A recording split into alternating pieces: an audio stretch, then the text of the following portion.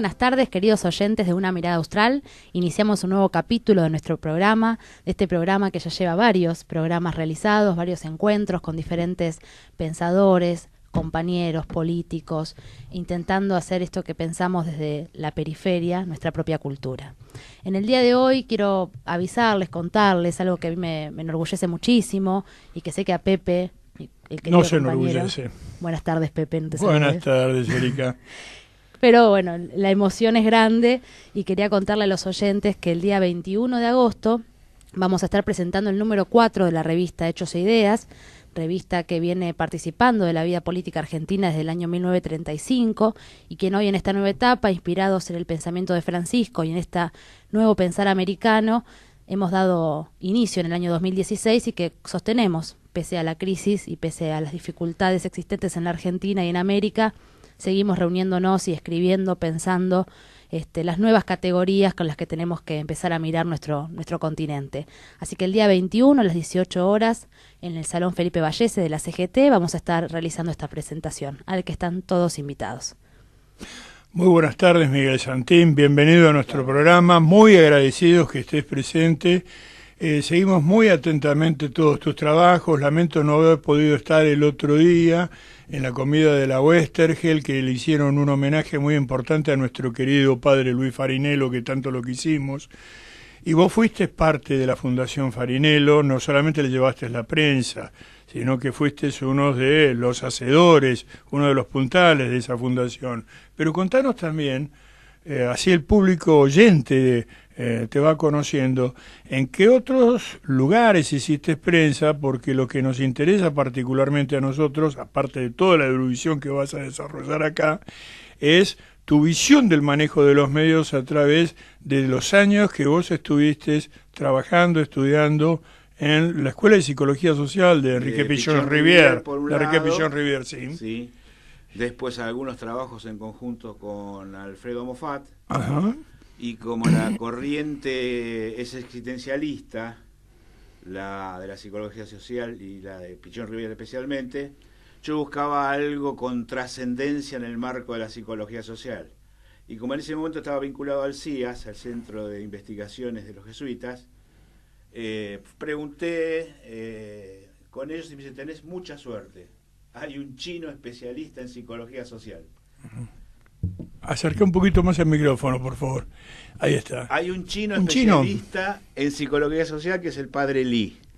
Así que cuando quieras podés hablar con él. Hablé con él, quedé encantado, nos visitó en la parroquia de Farinello e hicimos una dinámica grupal nueva, novedosa, con trascendencia. E hicimos teología, por algunas cositas de teología, desde la perspectiva de la comunicación, que fue una experiencia enriquecedora. Esas son las tres experiencias. Después, con respecto a prensa, trabajé concretamente como director de la Fundación Farinello en principio, durante 15 años, y luego haciendo prensa para Farinello, para la Fundación.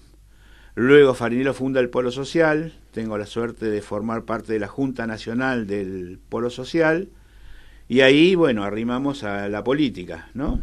Habiéndole pedido permiso a Novak en principio, quien nos dio el visto bueno,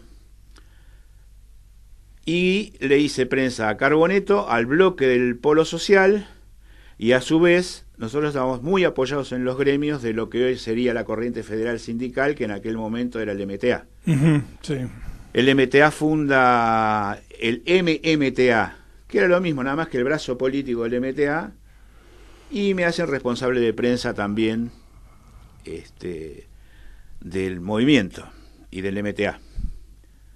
Y esas cosas me vincularon, o sea, entre la psicología social, que tiene que ver con la psicología, y el haber recorrido todos los medios por el tema del trabajo en prensa, me despertó el interés en investigar sobre la manipulación mediática. Eso es interesante porque recién estábamos hablando antes de comenzar el programa.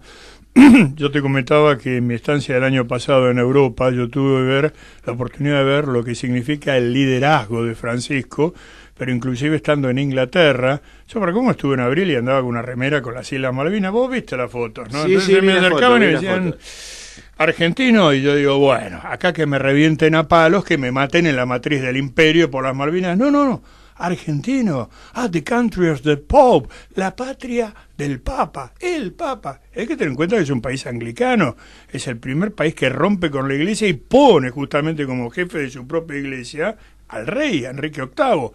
Un respeto con la figura de Francisco, obviamente no hablemos en el Mediterráneo, en España, Portugal, Italia, él es Farinello, es Bergoglio, impresionante. Y el país, paradójicamente, está bien que nadie es profeta en su tierra, donde más se lo demoniza, más se lo desprecia y más se lo insulta, paradójicamente es en la Argentina.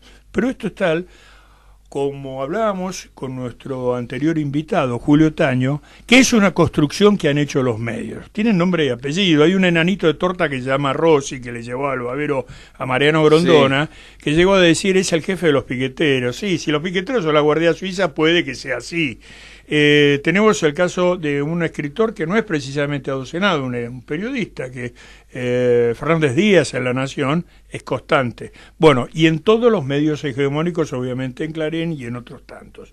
Ahora, eso es lo que me interesaría, nos interesaría a ambos que nos desarrolles cómo se ha construido toda esta mecánica, no digo de los medios en particular de la Argentina con respecto al Papa, sino en el manejo de la comunicación de la información a nivel mundial. Vos me comentabas algo del sobrino Freud. Sí, exactamente. En realidad, el primer trabajo, o sea, todo es comunicación, ¿no? Claro, ahí vamos. Todo es comunicación. Desde los cráneos clavados en una pica antes de entrar por un sendero a una tribu eran un mensaje: si entras te matamos. Todo es comunicación. Ahora, el primer análisis comunicacional a fondo se hace alrededor del año 2022 en Estados Unidos, y lo hace Walter Lippmann. En ese trabajo desarrolla la opinión pública, el tema de la opinión pública, teniendo en cuenta de que nadie es capaz de tener todos los conocimientos, ni conocer todas las leyes. Entonces, aprovechando la circunstancia de que nadie puede conocer todo, ¿de qué manera se puede influir sobre la opinión pública? Walter Lippmann hace hincapié, aunque todavía en esa época era la comunicación desde la perspectiva de la teoría de la jeringa, se llamaba, o la teoría del balazo. ¿Teoría de la jeringa del balazo? Teoría de la jeringa del balazo. Bastante explícita. Claro, porque era conductista, absolutamente conductista, y centrada en la conciencia. Todo era a nivel de conciencia. Un automóvil se trataba de vender por los beneficios que traía. El tipo de motor, las heladeras, las cocinas, cada cosa por sus cualidades o sus calidades. Es Bernays, luego sobrino de Freud, quien se fija en el tema del inconsciente y se basa en dos libros claves de Freud, ¿no? Psicología de las masas y análisis del yo, y El malestar de la cultura. Donde el tipo empieza a pensar las cosas de otra manera y desde la perspectiva de, en lugar de ir a la conciencia, ir a las emociones. El primer descubrimiento que hace Bernays lo hace con el presidente Wilson en el 17, cuando entran en la guerra del 14, ¿no? Claro. Estados Unidos. Él viaja y forma parte del Comité de Información Pública, con 20 y pico de años, muy joven.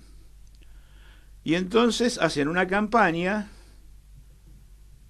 en Europa, donde se lo muestra a Wilson como el demócrata liberador de los sistemas opresores monárquicos y absolutistas. Y prende de tal manera que Wilson termina siendo un héroe en Europa.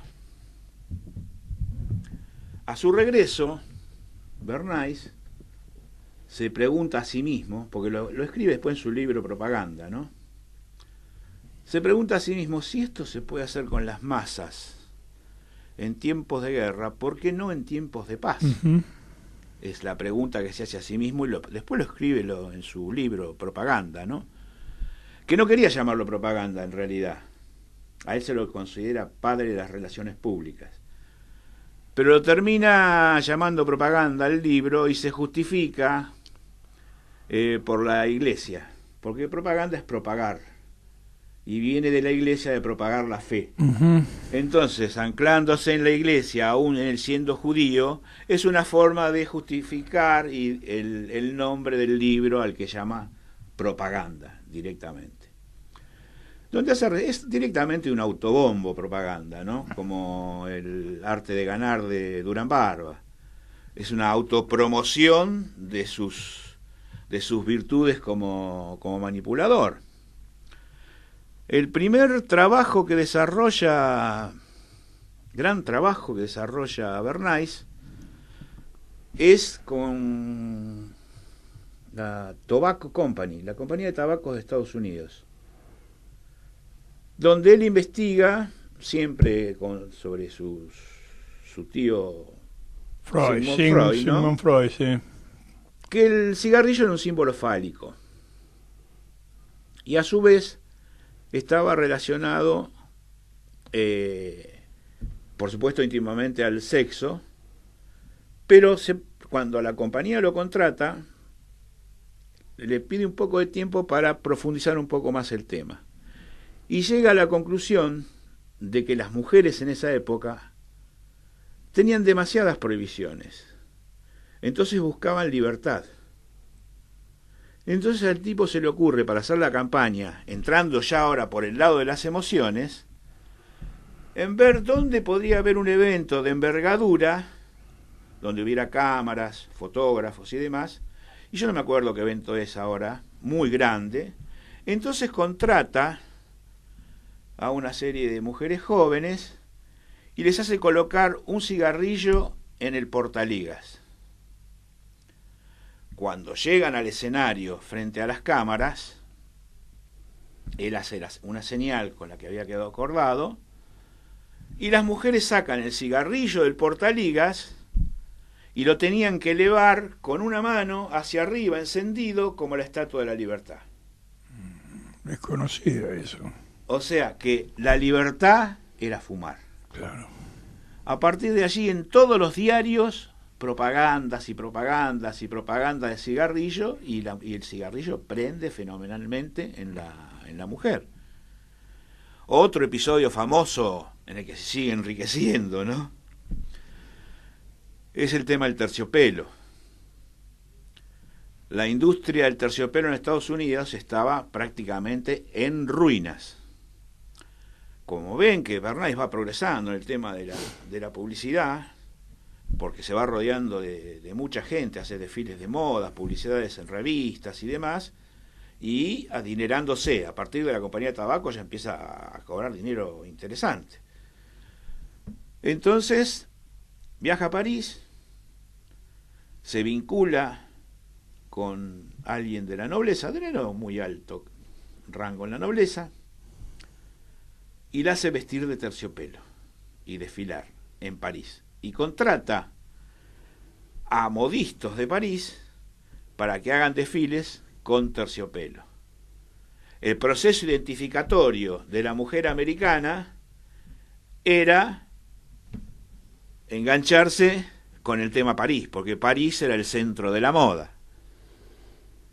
Entonces, a partir de allí, de los desfiles que realiza ya en Estados Unidos, con ropa de terciopelo, y las publicidades en las revistas de la moda parisina del terciopelo, todo bancado, por supuesto, por las compañías de fabricantes. Obviamente, sí, los fabricantes. Los fabricantes. Viene el boom del terciopelo, se vende, pero el terciopelo de una forma extraordinaria, y se recupera la industria del terciopelo en Estados Unidos. Al punto tal que se vincula ya con presidentes, a esos niveles llega, ¿no? Bernays. Uno de los presidentes con los que se vincula es con Coolidge. Con este presidente tenía un problema y lo llama y lo contrata porque tenía fama de amargo, demasiado amargo, demasiado triste. El presidente. El presidente. Entonces le pregunta a Bernays qué podía hacer para hacer algo por su imagen. Dice, yo voy a invitar a una treintena de artistas a la Casa Blanca. lo único que tenés que decir cuando vayan a hablar con vos es decir, hola, encantado, soy Al Johnson. Y lo hace. Y se ríe todo el mundo de la broma del presidente. El otro día salen todos los diarios, el presidente Coolidge entretiene al ambiente artístico. Sí, recordemos que era Al Johnson, justamente. Claro, ¿no? claro, que en ese momento era, digamos, el sumum de... Claro, estamos hablando de músicos de como Duke Ellington, claro, una cosa por el estilo. Exactamente. Pero sería lo mismo que ahora, aunque dificulto, por decirlo de una forma muy criolla, ¿no? Que tenga ese sentido del humor el señor presidente y que se presente y que diga... yo soy el cantor de los sin barrios porteños. Claro, más ¿no? o menos, Claro, algo por el estilo. Entonces claro. hizo reír a todos. Y ahí cambió su imagen completamente. Cambió su imagen completamente. Pasó a ser una imagen simpática que no tenía en absoluto. Sí, es un poco, estoy diciéndolo, pero ya con tristeza, por lo patético, cuando, y alguien se lo debe haber indicado, el presidente, que tiene la gracia de un mono epiléptico bailando, lo hacen bailar nada menos que en el balcón de la patria. O sea, el balcón donde había hablado Perón, donde había hablado Evita, sale como un espéstico bailando y con música de Gilda. Eso no fue espontáneo y aparte se notaba que estaba forzado. Eso fue como vos estabas comentando. Es exactamente. Durán Barba, que claro, es Al Johnson. Durán Barba que sigue, que sigue esa escuela. Un hombre que viene del Partido Comunista y después termina formándose en Estados Unidos. Y evidentemente todos los métodos de comunicación. Estaba leyendo recién que dice: el votante medio argentino es el votante más imbécil que pueda haber. Es similar. Y tienen razón, ¿eh? Y tienen razón, porque le han limado la cabeza. Recién lo estábamos diciendo, que por ejemplo están hablando de esto de los cuadernos Gloria, algo por el estilo. Cuando todas las grandes transacciones se hacen en este momento, nosotros sabemos, directamente electrónicas. Pero si nosotros hablamos directamente electrónica, código de barras, offshore, todo esto, al votante medio macrista eso no le entra. Él necesita ver un tipo a las 2 de la madrugada, al lado de un convento, tirando bolsas a una monja. Claro. Es decir, pues es extremadamente primario. O la valija de Antonini Wilson. Nos olvidamos de otra valija en serio que tuvo la vicepresidenta cargada de joyas. Pero en fin, necesita ver eso, necesita ver... viene Giovanni Sartori y el Homo Videns, ¿no? El Homo Videns, lo estabas diciendo vos recién, Giovanni, claro. Necesitan ver al carterista, no ver al banquero. Porque al banquero lo ven en Puerto Madero y lo aplauden. Y a lo mejor él, con un pequeño celular, está destruyendo una provincia. Qué bueno es eso, recordar justamente a Giovanni Sartori, otro también de los grandes de la comunicación. Otro ¿no? de los grandes, como Fernando Buenabad, ¿no? También comunista. Y a veces recuerdo una conferencia de Fernando Buenabad en Ecuador, donde él decía que tendría que hacerse un encuentro de presidente de Latinoamérica en el momento que Correa tenía poder, Kirchner tenía poder. En ese momento lo dice, ¿no? Que estaba Chávez todavía vivo. Está Chávez vivo en ese momento. Y estaba Lula. Y estaba Lula. Claro, lógico. Y no sé si no estaría Lugo creo que sí. Claro, porque creo que sí. Lugo es la segunda víctima de los golpes blandos, que son los golpes de la comunicación. El primero es Mel Zelaya en Honduras y el segundo es Lugo. Porque, claro, no lo pudieron agarrar por otro lado y empiezan con su vida personal. Tal cual. Que probablemente haya tenido hijos. Sí, no. Los papas tuvieron hijos. Si no lo agarran por otro lado, lo agarran por pedofilia, esto, por aquello. Es seguro. decir, no voy a los...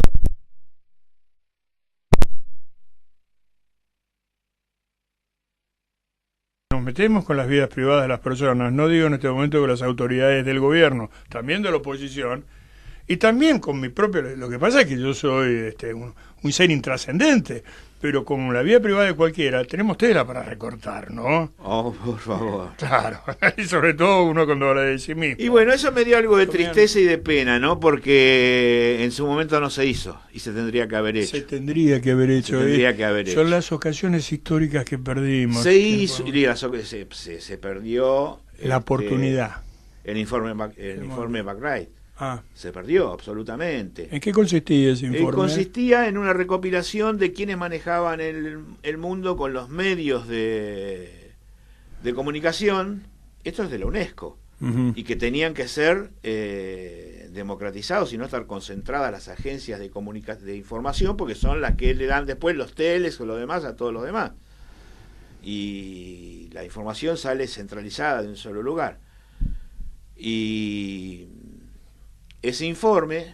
por ese informe, desfinancia a Estados Unidos a la UNESCO.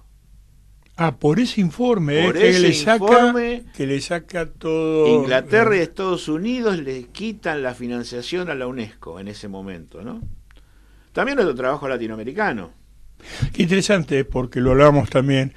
Inglaterra y Estados Unidos, que justamente con Thatcher y con Ronald Reagan, que es lo que ellos llaman revolución, ¿no? Para nosotros es una reacción neoconservadora, tiene que ver con el neoliberalismo. ¿Cómo decías vos que ellos planteaban que la cuestión era primero manejar las finanzas y después el alma? Eso lo dijo Margaret Thatcher. Ajá. Margaret Thatcher decía, el método es la economía liberal, el objetivo es el alma humana. El alma humana. Y eso es una consecuencia de la escuela de Frankfurt en Estados Unidos. Todavía no llegué a desarrollar más un poco Bernays, ¿no? Ah, sí, sí.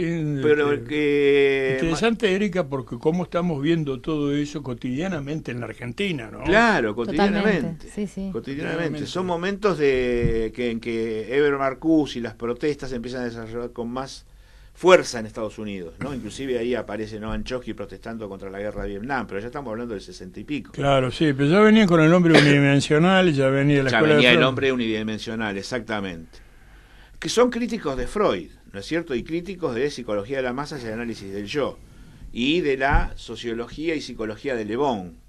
Porque el francés Le Bon lo que planteaba era que cualquier grupo era masa. Uh-huh. En cambio, Freud hace un análisis de lo individual, del yo unido en la masa, porque ve un ideal en la referencia del liderazgo. Y es una transpolación de sí, desde adentro. Una transpolación de sí mismo en lo hacia la masa. Hacia la masa, sí. Y bueno, lamentablemente... lo que venía de consumismo desarrollado por Bernays desde los años 20 hasta los 50 y pico, aunque ahí empieza a tomar un poco más de fuerza Ana Freud, ¿no? Lamentablemente se transforma en individualismo y empieza a haber escuelas de individualismo en Estados Unidos. De yo soy por tal cosa, porque desarrollo, porque hago gimnasia, soy un individuo. Estoy recordando a Annie Rand, una rusa, claro, que era de origen ruso, que es ya un individualismo, pero que cae en en un anarquismo casi nihilista, porque el anarquismo, no nos olvidemos, Bakunin y todo, bueno, tenían otra concepción, pero eso ya es exacerbado porque es verdaderamente la disgregación de todo. Pero estamos hablando de Annie Rand porque me acordé también por la época, vos me estás hablando de posguerra. Posguerra, claro, sí. Vos me hablás 50 más o menos. Y sí. Annie Rand tiene mucho que ver en todo esto, digo, en Estados Unidos. Sí, por supuesto. Porque lo estoy trayendo a un terreno muy doméstico que es el mundo berreta en el cual estamos sumergidos. Hay un intento de filósofo que habla del mundo bolita, ¿no? Cuando hablan de la meritocracia. Claro, ahora, claro, ¿qué meritocracia podés desarrollar vos si estás en la Villa La Cárcova y no tenés un padre Pepe que te da una mano? Si vos te estás en pampa y sin documentos, por no decir directamente en pelotas y a los gritos. Seguro. Por más que tengas todas las condiciones, no salís. Por eso tenemos que vivir en comunidad. Y por eso es tan importante el mensaje de Francisco. Y por eso tanto se lo ataca. Porque él se manifiesta en contra de todo esto que vos estás desarrollando. Hay ataques. Que es un individualismo extremo. Hay ataques desde el Concilio Vaticano II, hay financiaciones de los mormones, de los pastores electrónicos, cuando se empezaba con los documentos de Medellín y Puebla y los desarrollos de esos temas. Y de la derecha católica también, ¿eh? Y de la derecha católica también, terrible, de los gobiernos solamente. De Febre, desde eso, desde grupos como Adelante la Fe y todo eso. Desde toda esa época se iba sacudiendo con mala entraña. Ahora, con el Papa, ¿qué pasa? Siempre digo, acá está el tema de la referencia, ¿no? La referencia es algo de lo que todos somos esclavos, por eso a veces tengo alguna diferencia con el existencialismo en ese sentido, ¿no? Porque para el existencialismo, a partir de nacer, te haces de todo, pero en contacto con el otro. No hay nada, no hay esencia, no hay sustancia. Y para mí hay una esencia, hay un software, digamos. Sí, bueno, ya lo planteaba Aristóteles, ¿no? Ese Sí. software es uno de las cosas que hay en el software, para mí, previo, que está en la esencia, es la referencia. La obligación a la referencia. Todos somos esclavos de la referencia. De la referencia temporespacial somos esclavos. Porque si no estamos perdidos en tiempo y espacio, no sabemos ni dónde estamos, si estamos arriba, abajo, dónde vamos, ya somos esclavos de la referencia. Temporal, por supuesto, uno obviamente cae en la cuenta a qué uno se refiere, ¿no? Si no tiene el tiempo como referencia y marcado por el hombre, no sabe ni dónde está, ni qué tiempo es. Y psicológicamente también hay esquemas referenciales que se van haciendo desde la niñez. Y a esas referencias es a donde se apunta. Y una de las referencias ancladas es Francisco para mucha gente. Entonces tratan de deteriorar por todos los medios esa referencia, destruirla, que esa referencia no exista. Esto es lo que tratan de hacer desde los medios. Y promover y promocionar el individuo. Muy buen análisis, muy buen abordaje del porqué justamente, que no pasa justamente... Romper la referencia. Claro, no es porque la poca simpatía o mucha que pueda tener a un gobierno de un país periférico y un gobierno que tiene 2, 3 años. No. Lo que significa a nivel mundial, justamente, el nuevo paradigma o el paradigma eterno que lo revitaliza, evidentemente, enfrentándolo con el falso paradigma del neoliberalismo. Claro, y ahí aplican la famosa teoría del halo, del David Halo, ¿no? Halo del demonio. O sea, todos tenemos un halo en nuestra personalidad, la simpatía o no simpatía, lo que sea. Pero el marketing construye lo que llaman halo del demonio. Buena definición. Claro, lo llaman halo del demonio. Es construir un halo alrededor del Papa que sea rechazado por la gente porque es demoníaco, digamos, de alguna manera, ¿no? El famoso halo del demonio que utiliza el marketing como herramienta de trabajo cotidiana, o sea, desprestigiar un producto para levantar otro. Totalmente.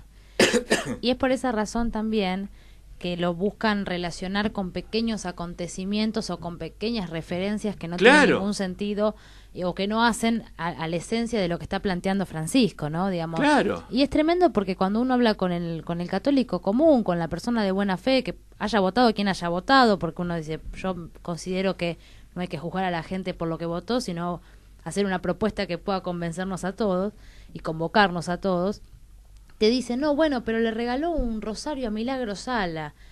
Y digo, sí, ¿cuál es el problema? ¿Cuál es el problema? Digamos, le regaló Milagro Sala, le regaló a todos los que lo visitaron, manda rosarios constantemente. ¿Cuál es el problema?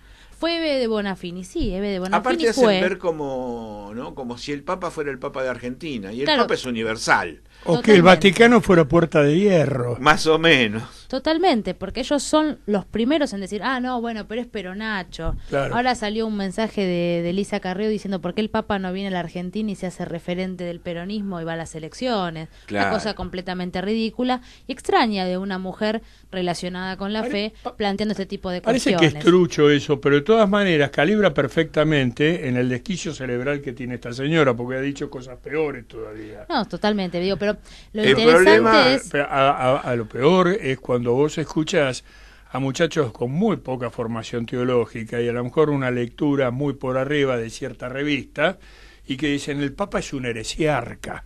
Pues lo interesante es que en la Argentina los que más hablan de teología son los laicos, ¿no? Pero preguntarle si leyeron el Evangelii Gaudium.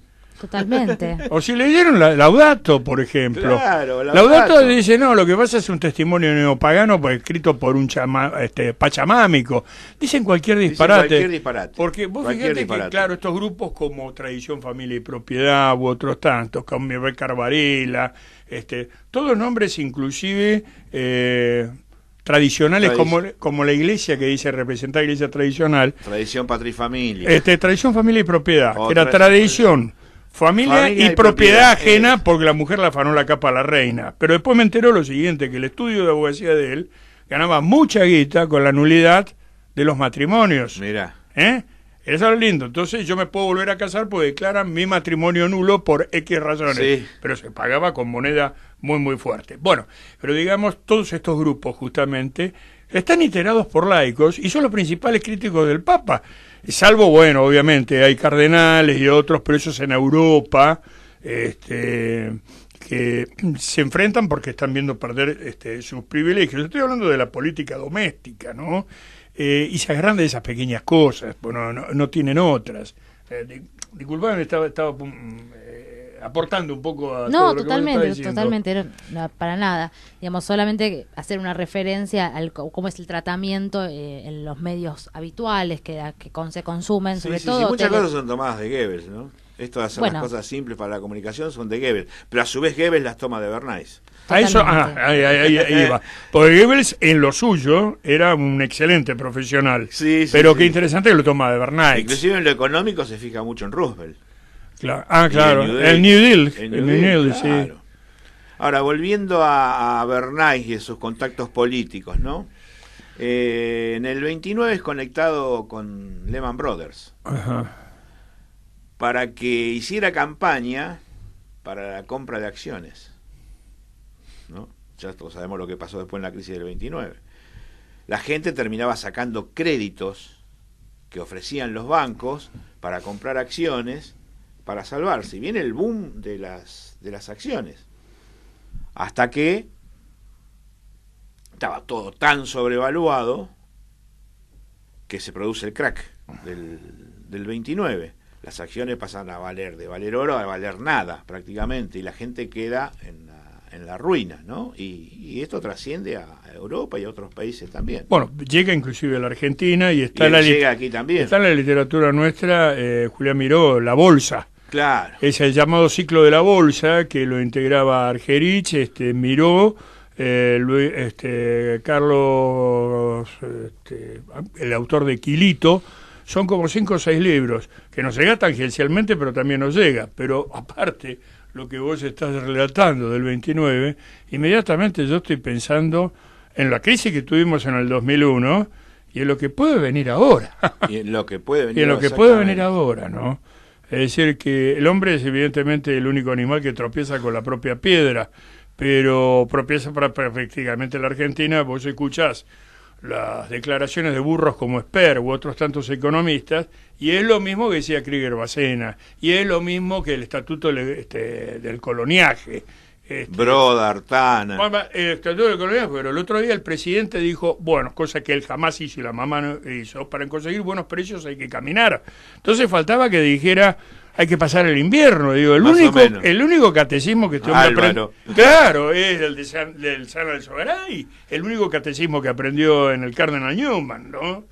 Es como Giambattista Vico, ¿no? Corsi ricorsi, pero dentro de una elementalidad pasmosa y una elementalidad perversa, porque caminar por Buenos Aires en estas temperaturas gélidas y ver gente que está durmiendo en la calle, familias enteras en situación de calle, ya trasciende la ocurrencia chistosa que podamos tener acá, ¿no? Absolutamente. Pero es la absoluta insensibilidad que muestra esta gente, que parte de un sistema. El nuevo director de Aerolíneas Argentinas dice, bueno, cuando asume el nuevo león, el león joven, y gana la manera, lo primero que hace es matar la cría del león viejo. Bueno, lo que tuve que hacer yo, que tuve que rajar a tantos tipos.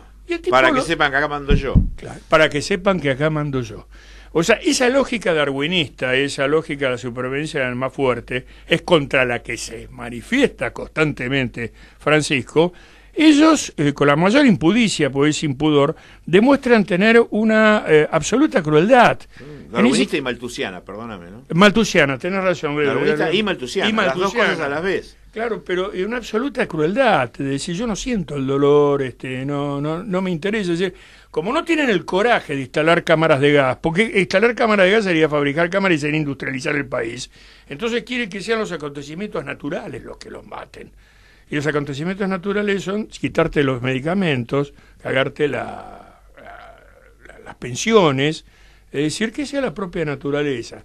Es horrible porque me llama tremendamente la atención, el grado de dureza. Hombres de hierro, cantaba León Gieco, hombres de hierro que no escuchan la voz, ¿no? Gente que pasa se puede matar, pero los pensamientos quedarán. Ibas a decirnos algo, querida Erika. No, que volviendo a Francisco, sí, quien nos convoca, es interesante la descripción que él hace respecto a la sociedad actual, cuando plantea lo de la sociedad del descarte, ¿no? Esta idea de los descartados. Sí. Esta idea de los descartados que parece que son molestos a los ojos de todo los tipos de representantes, ¿no? Yo digo, a veces el planteo de Francisco, sobre todo el que da en el Capitolio, ¿no? O el que da ante las Naciones Unidas, es un discurso que compromete muchísimo la acción de la política. Digamos, la política no puede seguir a Francisco porque la política está montada sobre todo este aparato mediático que vos muy bien explicabas. Están más preocupados por qué dicen las encuestas o qué propuestas hacen los diferentes medios del marketing y no en la realidad del hombre. Lamentablemente no hay política. Bueno, totalmente. No se discute política, no hay política. Por eso, donde estaba la política hay mercado. Hay mercado. Digamos. Tal cual. Justamente Francisco, a mi humilde modo de ver, es quien está hoy rompiendo todas esas normas. Digamos, hoy es la propuesta más revolucionaria que tiene la humanidad. Y lamentablemente con todo esto... revolucionaria, no en un sentido, digamos, de las diferentes propuestas que ha hecho Occidente respecto a la revolución, sino de una propuesta que es netamente americana. Digamos, esta propuesta que es de la paz, esta propuesta que es del abrazo, que es la propuesta del juntarnos y de encontrarnos y el de respetarnos. Bueno, esto es maravilloso que dice en la Evangelii cuando desarrolla el tema del poliedro, ¿no? Esto de cómo somos una unidad con diferentes caras y esas caras se necesitan a sí mismas y se respetan, ¿no? Esto que podría acabar con los conflictos eternos que en definitiva son la génesis del Occidente, ¿no? Porque se monta esta idea occidental del hombre, el hombre es el lobo del hombre, ¿no? Diría Hobbes. Sí. Esta cosa de, bueno, tenemos que comernos entre nosotros y la competencia y el individualismo es lo que rige nuestras normas de convivencia. Nosotros le decimos no, el hombre no es el lobo del hombre.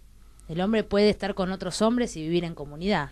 Sí, a mí me entristece un poco que es tan grande el éxito que están teniendo el marketing, inclusive mucho más a partir de Macri, que mucho del desarrollo que necesitamos en la comunicación y en la integración como comunidad es el pensamiento, es la razón puesta a trabajar. Y no guiarnos, como decías vos bien recién, por la imagen, ¿no? Que lamentablemente estamos padeciendo esto sobremanera. Esto me alarma un poco. Con el tema de Bernays, hay una anécdota que quería contar. Del año, con la crisis del 29, no sé si es una anécdota conocida, yo la chequeé y es veraz. Churchill viaja a Estados Unidos para ver cómo están sus inversiones en acciones. Y llega exactamente el día que están todos en la calle arrancándose los pelos. Ese día llega Churchill a ver cómo iban sus acciones. Yo desconocía eso. Ese mismo día. Lo desconocía. Ese mismo día. Bueno, después todos sabemos viene Roosevelt, ¿no? Y el New Deal. El famoso New Deal. Que cambia radicalmente, digamos, la estrategia de Bernays. Él trata de una comunicación racional con el pueblo. Nace Gallup, nace la encuesta, porque las encuestas son para tomar datos, para ver puede ser el ida y vuelta. Tomar las pulsaciones. Tomar las pulsaciones y cuál puede ser el ida y vuelta de Roosevelt con el pueblo. Pero, mientras tanto, los otros no se quedan quietos, ¿no? Las corporaciones están trabajando a full, a ver cómo hacemos, porque pone freno a varias empresas y crea una de las leyes para mí más importantes que hoy habría que poner de nuevo en vigencia, que es la ley Glass-Steagall, ¿no? Que es la que le pone limitación a todo el sistema financiero y bancario. Entonces se termina todo esto de las inversiones de la bolsa, o después las hipotecas subprime y todo esto no hubiera existido.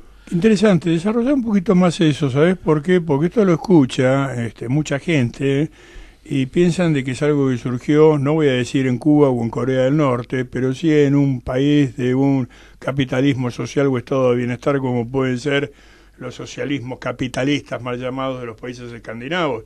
Lo interesante es que esto surge justamente de la matriz, no digo el capitalismo que es Inglaterra, pero de Estados Unidos. De Estados Unidos. Como de Estados Unidos surgieron las retenciones. Por supuesto. Hubo gente de acá que pensaron que las retenciones las había inventado Castro. Es un desarrollo de Roosevelt. O la ley de medios. O la ley de medios. Es un desarrollo de Roosevelt. Desarrollo de la industria interior del país.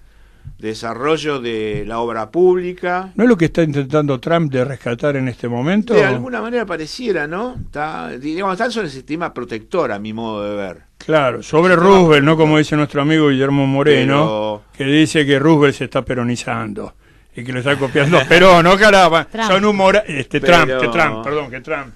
Pero son humoradas de Guillermo Moreno, aclaramos, no lo dice en broma. El liberalismo orada hasta que con Clinton, cuando en la segunda de Clinton. Sí, la segunda. ¿no? Porque en la segunda es como que se apodera el neoliberalismo de Clinton, lo apretan de tal manera que lo dejan loco.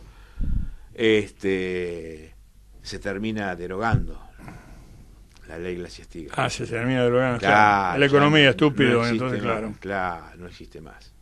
Se vuelve a los esquemas financieros de libertad bancaria. Claro, pero una vez que Estados Unidos se había recuperado. Claro. Después que se había recuperado, claro. Así que bueno, Roosevelt deja un poco de lado ese esquema de consumismo loco apuntado al inconsciente, ¿no? De que tenía Bernays. Pero las corporaciones no se quedan quietas.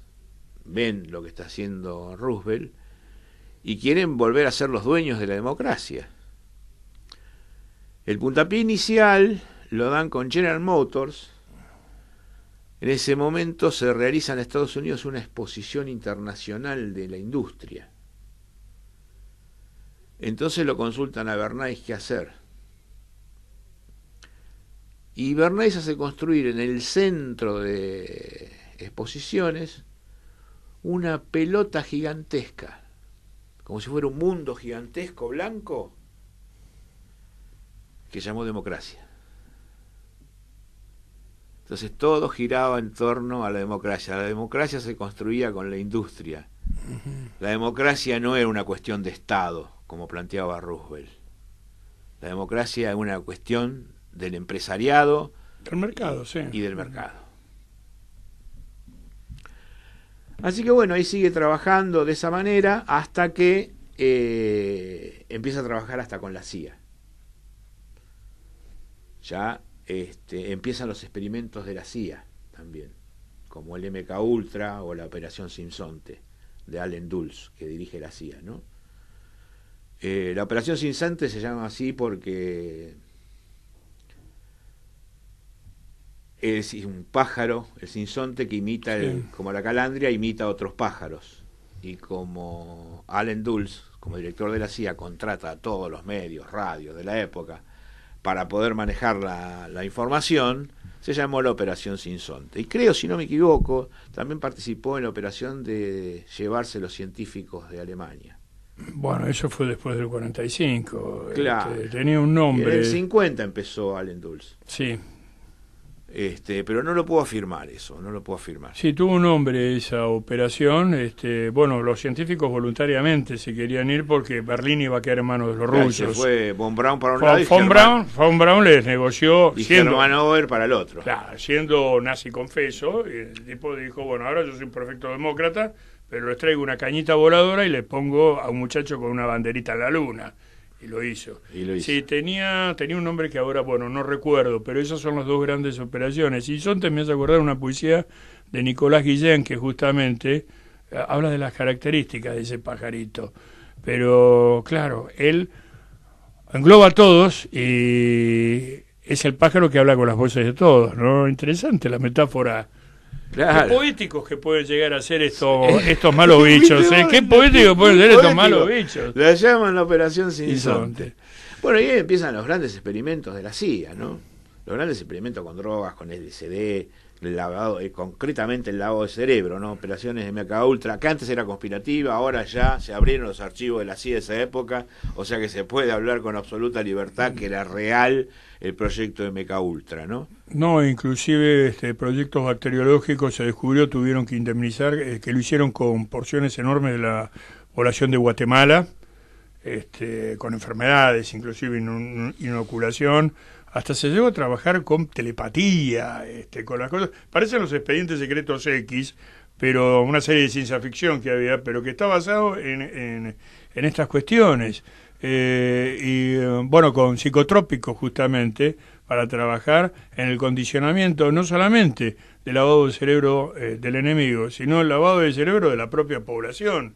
Estados Unidos es el país más paranoico que puede existir. Antes el terror eran los negros, después fueron los comunistas, claro. después vinieron los nazis y vinieron los musulmanes y ahora son los fumadores, pero siempre necesitan un enemigo externo, y si no son los extraterrestres, no como en las películas, pero necesitan un enemigo externo que los cohesione, porque de lo contrario tienen también gobeliano. Claro, exacto. También exacto. gobeliano. Lo han trabajado muy bien eso, y lo aplican muy bien. Y lo aplican muy bien. Lo aplican muy bien. Lo aplican muy bien.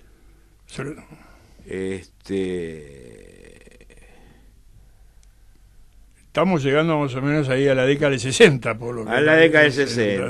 Sí. Estaba hablando justamente de Vietnam, ya estamos llegando a Vietnam. ¿No? Vietnam, la aparición de Noam Chomsky Noam Chomsky, exacto. De gran, digamos, opositor a la guerra de Vietnam, ¿no?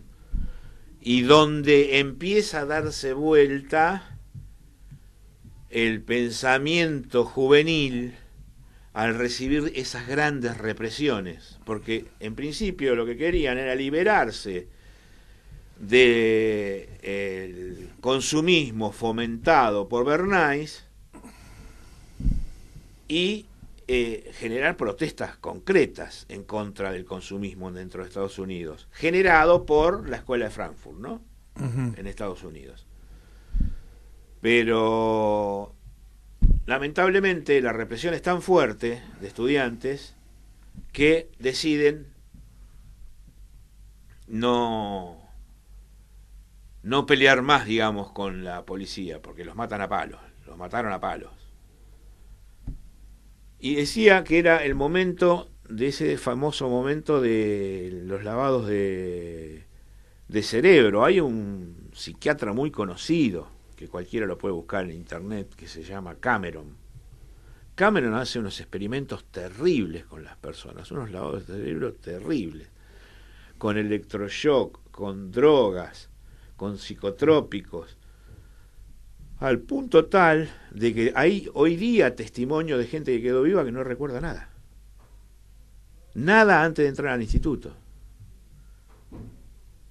que dirigía Cameron. No recuerda absolutamente nada, lavado de cerebro total. Y le imponían una serie de ideas en el cerebro lavado, digamos, sí, claro, con auriculares durante la noche, y durante la mañana se levantaban repitiendo más o menos o tratando de comportarse lo que le habían dicho por... Sí, lo que le habían internalizado inconscientemente por auriculares, ¿no? Ahora no es inconscientemente, ahora es conscientemente, y lo peor de todo que no son tipos... No, porque fracasó, todo eso fracasó, lo de la CIA, fracasó. Pero digamos que Cameron tenía con qué. El problema es que ahora conscientemente el que te lava la cabeza se llama Majul, Fantino. Es decir, los medios concretamente. No, los medios concretamente, pero ¿quiénes son? Los que son los voceros de los medios. Son los voceros. Ahí los voceros medios son ñomos. Porque una cosa es que Cameron me lave la cabeza, pero otra cosa es que Majul, y hay tipos que le lavan la cabeza. Y va la guita de por medio, ¿no? Por supuesto que está absolutamente bien aceitado, como decimos los criollos. Todo ¿no? eso muy aceitado, Ahí en esa década, ya en los 50, 60, 59, por ejemplo, es la invasión de Guatemala. Claro, sí, en por la Castillo Armas. Estaba Arbenz. Jacobo Arbenz era el presidente, claro, y el levantamiento contra él, bancado por la CIA. Bancado por la CIA. Por la CIA. Es Castillo Armas. Y el lavado, el que fomenta las reuniones es Edward Bernays. Ajá. Para hacer la revuelta. en contra de Arbenz. Castillo de Armas vendría a ser que la Almirante Rojas, el Videla, una cosa así, ¿no? Claro. Manejado. Entonces, el tipo no tenía prácticamente, Arbenz no tenía prácticamente relaciones con Moscú. Era un socialismo democrático, votado y elegido por el pueblo. Y hacen una gran campaña de prensa, dirigida por Bernays. Era un nacionalismo popular. Claro. Para decir de que, no me acuerdo la cantidad de millas, cuántas son ahora, pero las nombro, no sé si son 100 millas, 100 y pico de millas, tenían el comunismo en puerta a través de Arbenz. Claro. Estaba en plena comunicación con Moscú. Claro, el enemigo externo, Era como el siempre. enemigo externo, no se están y que sitiando. Estados Unidos podía ser invadido en cualquier momento. Que ya, por supuesto, había trabajado Bernays con el tema de la Guerra Fría, ¿no? Y de instalar el miedo en la población del ataque ruso en cualquier momento. Después lo hicieron con la crisis de los misiles en Cuba. Claro, tal cual. Y Bernays, bueno, trabaja en esa campaña hasta que llega el momento que la CIA directamente bombardea a Guatemala. Sí. Directamente la bombardean. Y se produce la caída de Arbenz. Lo curioso de esto, que a mí por lo menos me llamó la atención, yo no lo conocía, que uno de los grandes inversores, por el tema de la banana, y de ahí surge el nombre de República Bananera. Claro, de la Unión de Fruit. Claro. Uno de los grandes inversores era Sprilly Braden. Sí, eso yo lo conocía. Yo no lo sabía, lo descubrí estudiando estos temas, sí, ¿no? Sprilly Braden, que bueno, de trágicas consecuencias aquí, Claro, ¿no? ¿no? La Unión Democrática. Tal cual. ¿Cómo operan a nivel regional en el patio trasero? El tipo formaba parte de la Fruit Company. Estamos llegando al final del programa, siempre nos falta tiempo para tantos temas y para poder continuar el desarrollo, pero quería pedirte una reflexión final de todos estos temas para poder hacer un cierre. Y la reflexión final tendríamos que ir a lo actual, ¿no? Que lo actual entraba dentro de lo que se puede llamar, viste, las teorías conspirativas que tanto hablan, y hoy día está probado que no había nada de conspirativo. Y que se manejan por algoritmos emocionales con la sigla que ellos dicen que con 5.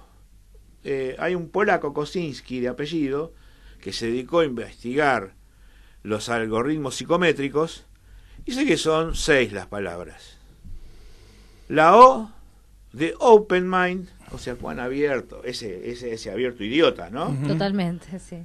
Open Mind, la O, C, nivel de conciencia, otro algoritmo para clasificar, E, extrovertid, extroversión, de cuán divertido sos, cuán extrovertido, ¿no? Voy por O, C, E, O, A, Ocean. Ocean. Nivel de amabilidad, o sea, cuán blando sos.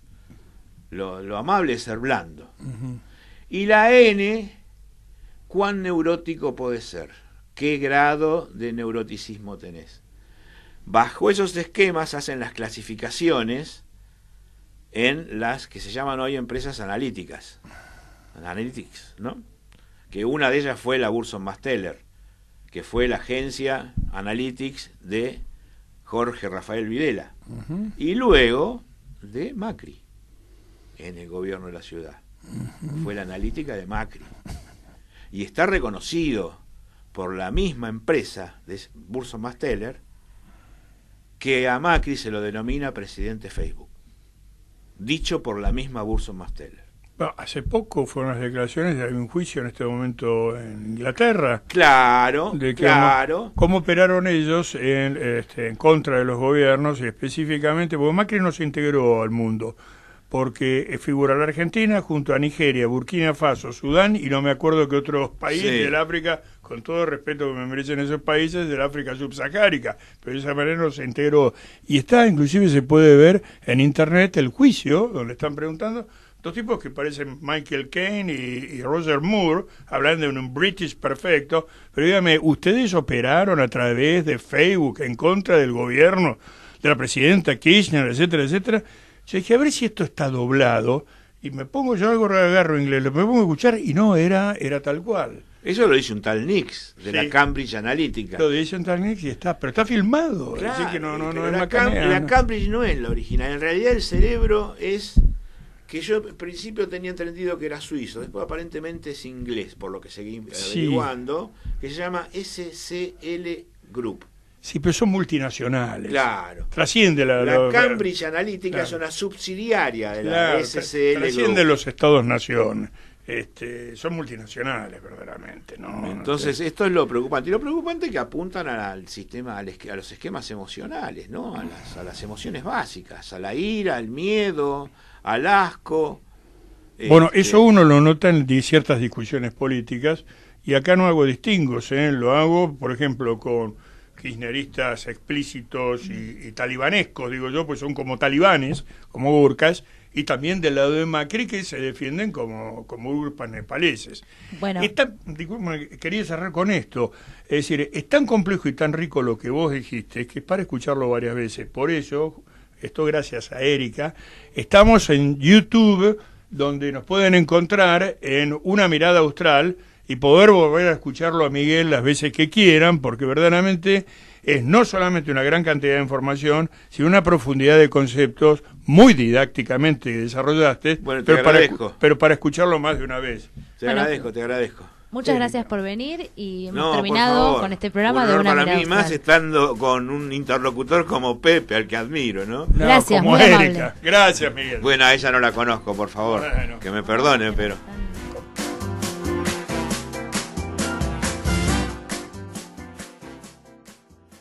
Desde Buenos Aires, Argentina, vía internet hacia todo el mundo, transmite la